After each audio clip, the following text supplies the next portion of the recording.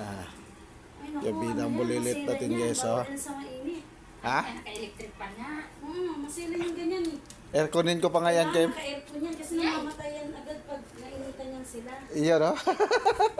Kailangan yan naka-aircon. Chuchi! Chuchi! Chuchi! Kasi sila yung mga ganyan. Hal-hal na eh. Naliguan ko kanina, wala siya tinipinit. Kasi ano yan. Tingala siya guys, oh. Na ano. Kasi nito nga yan natulog, nakalama. Hindi talaga yan. Tingin siya sa akin. Ano, Ile? Nakahalan talaga yan sila. May mas maliit pa sa'yo, Lin, oh. Tagtuwa siya, Tagtuwa siya.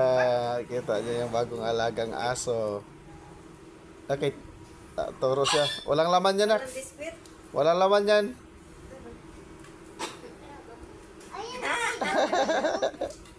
Nakakita si biscuit na ito.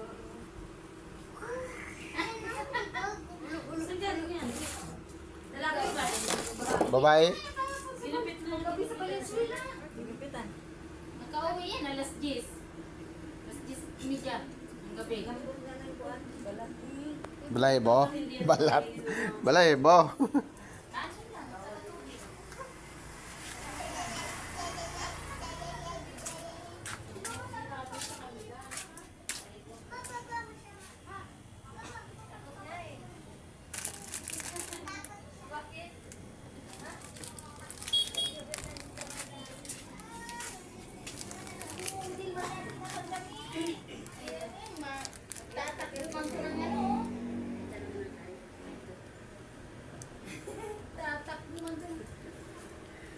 Gani kan Ido.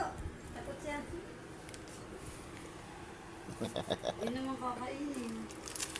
Ano naman lang to, takaw. Ate kayo dyan ni ate. Dapat gupitin mo pa yung dito niya tayo kasi hindi siya gano'n nakakita. O gupitan. Tingin ko nga sana Mas kanina. makapal pa kaya ang Kim yung ano, eh. Akala mo walang mata ba? Hindi ginugupitan talaga yan kasi yung mahaba yung buhok niyan. Tignan mo ginugupitan nga yan, no? Yung corner ng ano niya.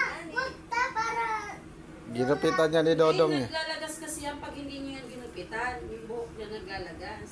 Hindi naman, basta paliguan ng lagi. Pahipa. Hingian ko nga niya kay Pag mahaba na yung buhok niya, lagi na yung naglalagas. Kaya dapat binibreak talaga yan. Pinakagupitan. Pagdating ko doon, hawakan ko siya, nagagalit. Galit siya sa akin. Ganda.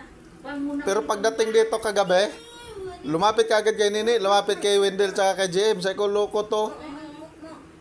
Sa akin kanina, nagagalit. Ngayon sa kanila, wala man lang ano. Lalaki, babae. babae. Bata pa kasi, akala ko nga nanganak na. Wala pa pala. Sabi ni Dodong, hindi talaga yan papalag dyan, Chong, kasi isipin niya, magpakabait ako rito. Nagupitan niya siya. May nagtago guys, oh.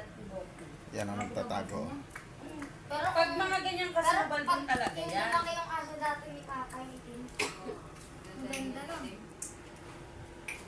O yun, namatay. Nilason. Si Bear? Oo. Bear yung pangalan nun eh. Sino yun? Ang itim na aso. Sayang yung, sayang yung Mabango to. dalawang aso na magkapatid na ano ni Bimbim. Sabi ni Ate Marisa, wow! Grabe, Yung pinaliguan mga na sa hand bagyo pa. wash. Yung mga hand wash na ano ni mama, mahingian mo. Jem, kaway. Okay guys, what's up?